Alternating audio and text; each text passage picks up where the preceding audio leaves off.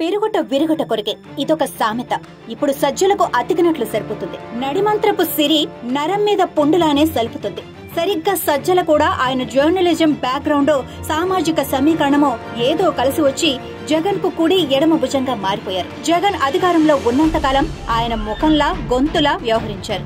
అయితే ఈ క్రమంలో పార్టీలో ప్రభుత్వంలో ఆయన ఎదుగుదల ఎంత వేగంగా సాగిందో అంతకంటే వేగంగా పార్టీ ఓటమి పాలైన రోజుల్లోనే పతనం పరాకాష్ఠకు చేరింది. నిజానికి ఒక జర్నలిస్ట్ గా వ్యాపారవేత్తగా ఎదిగొచ్చిన సజ్జల రామకృష్ణారెడ్డి గతం గురించి తెలిసిన ఎవరైనా ఆయన ఒక జెంటిల్మెన్, మంచి మనిషి అని అంటారు.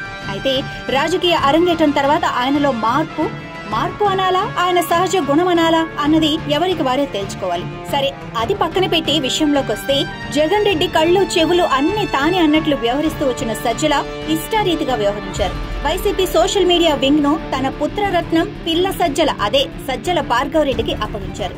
సోషల్ మీడియా చేతిలో పెట్టుకుని ఇష్టారీతిగా చెలరేగిన భార్గవ్ పార్టీ పరాజయం పాలైన తొలి రోజే అంటే ఫలితాలు వెలువడుతుండగానే అజ్ఞాతంలోకి వెళ్లిపోయారు. ఆ తర్వాత కూడా సజ్జల తన పెత్తనం పార్టీ మీద చెలాయించారు. కౌంటింగ్ ఏజెంట్లను రెచ్చిపోండంటూ రెచ్చగొట్టారు. అలా రెచ్చిపోలేని వారు అసలు కౌంటింగ్ కేంద్రాలకే రానవసరం లేదని కూడా చెప్పేశారు. కట్ చేస్తే కౌంటింగ్ పూర్తయి ఫలితాలు వచ్చేశాయి. వైసీపీ చరిత్ర ఇంతవరకు ఎరగని ఘోర పరాజయాన్ని మూటగట్టుకుంది. సరే, ప్రజలు మోసం చేశారు, తాను పందేరం చేసిన సొమ్ములు తీసుకుని ఓట్లేయలేదు అని జగన్ ఆవేదన వ్యక్తం చేశారు. అది వేరే సంగతి. ఇప్పుడు గెలిచినా ఓడిన వైసీపీ నాయకులంతా సజ్జలని నిందిస్తున్నారు.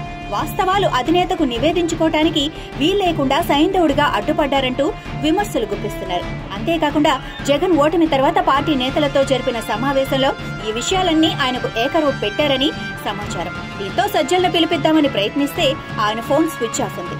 దీంతో అప్రమత్తమైన వైసీపీ అగ్రనాయకత్వం పార్టీ సోషల్ మీడియా విభాగం చీఫ్ సజ్జల భార్గవ్ ను కాంటాక్ట్ చేయడానికి ప్రయత్నిస్తే ఆయన ఫోన్ స్విచ్ ఆఫ్ వచ్చిందట. దీంతో ఇప్పుడు వైసీపీ హైకమాండ్ వారి గురించి ఆరా తీస్తుందట.